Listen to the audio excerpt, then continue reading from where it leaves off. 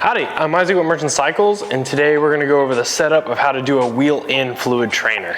The first step of installing your trainer or getting it ready is look at your user manual.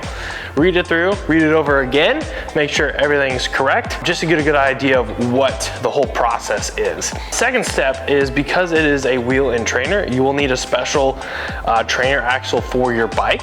I've already installed it onto this bike, but make sure you get the right one for your bike and read the instructions. If you don't know or you're a little confused, just make sure you come into us. We'll make sure to answer any questions you have about that. So first step we're gonna do is put this guy, the non-dry side, into the spot. And as you can see, it is a little off over here. So what we're gonna do is screw in this side to make sure it is right in the middle. So we're gonna screw it in a couple turns. And as we can see, now it's right in the middle.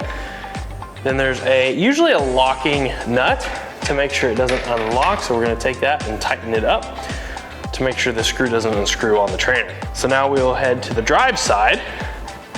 We're gonna unlatch the lock and push this all the way in so it's touching. We're gonna engage the lock one more time. We're gonna screw it in. So now what we're doing is tightening everything up on the trainer so there's no wobble. We can test it, still a little wobble, so we're gonna put a couple more turns onto that. While we're doing that, is we're making sure this stays right in the middle.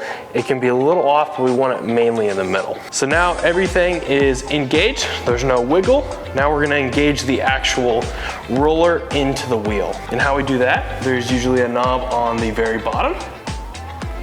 We're gonna screw that in, and you can see it get closer to the wheel.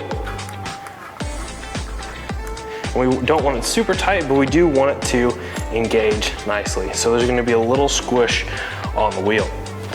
So now everything is tight. There's nothing loose. It's engaged. So now you're ready to go.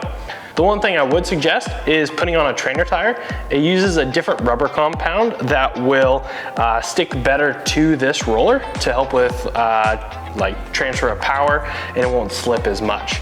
You can use your regular tire, but it will wear it out, especially riding a long time. Okay, so everything's running nice and smooth.